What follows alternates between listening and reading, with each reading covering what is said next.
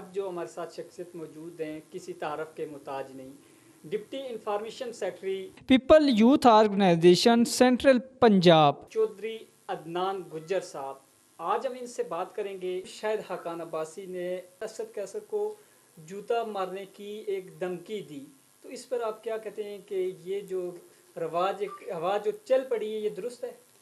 دیکھیں وہ کہتے ہیں نا کہ اب دوسروں کے لیے آپ اگر گڑھا کھودیں تو گرنا آپ نہیں ہوتا ہے، تو یہ رواج بھی انہوں نے ہی بنایا جن کی بھی اسمبلی ہے۔ یہ سیاست کے اندر یہ سارا طرز جو ہے یہ پی ٹی آئی ہی لے کے آئی جو بھی موجودہ حکومت ہے۔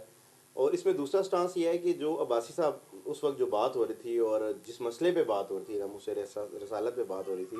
اس میں ٹال مٹول کے اوپر تو کوئی بھی کمپرومائز نہیں ہے، اسٹیٹ اوے بات ہونی چاہیے۔ اس حوالے سے دیکھیں تو بالکل ٹھیک کیا انہوں نے، لیکن اگر آپ سیاسی اور اخلاقیات کو دیکھیں تو وہ ظاہری سی بات ہے کہ ایک ہاؤس کی ایک عزت ہے، ہاؤس کا ایک اپنا ایک وقار ہے، اس کو بھی دیکھنا چاہیے۔ لیکن جس حوالے سے بات ہو رہی تھی اس شان سے آگے تو کوئی شان نہیں ہے، تو اس میں انہوں نے بالکل ٹھیک کہا میرے حساب سے۔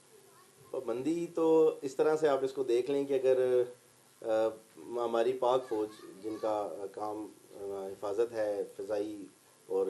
زمینی اور ہر طرح کی سرحدوں پہ، ہم مطلب گھروں میں سوتے ہیں، ہماری آرمی جاگتی ہے، لیکن اگر اس آرمی کو بازار بند کرنے کے لیے بلایا جا رہا ہے تو ہماری پولیس کا مورال کیا ہو چکا ہے، یا ایس او پیز کس حد تک کارآمد ہیں کہ وہ آرمی آ کے اب ہینڈل کر رہی ہے۔ اور آپ اس طرح سے اس کو دیکھیں کہ چینی کی اگر آپ نے قطاریں آپ نے تو دیکھی ہوں گی،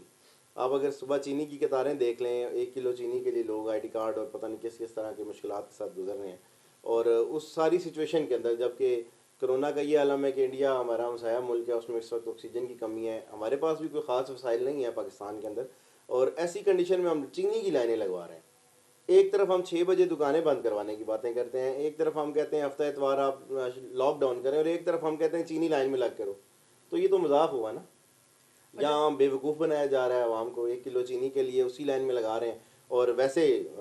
لاک ڈاؤن ہے۔ تو مہنگائی تو یہ سب چیزیں تو ایک روٹین کی چیزیں تھیں، یہ ان سے تو مینیج نہیں ہو سکی میری نظر میں۔ تو یہ ابھی جو آپ کو میں نے اس سے پہلے بھی بات کیا ہے کہ مہنگائی کا اگر آپ نے دیکھنا ہے تو آپ چینی کی لگی لائنیں دیکھ لیں، اس کے بعد کہنے کو کچھ رہتا نہیں ہے۔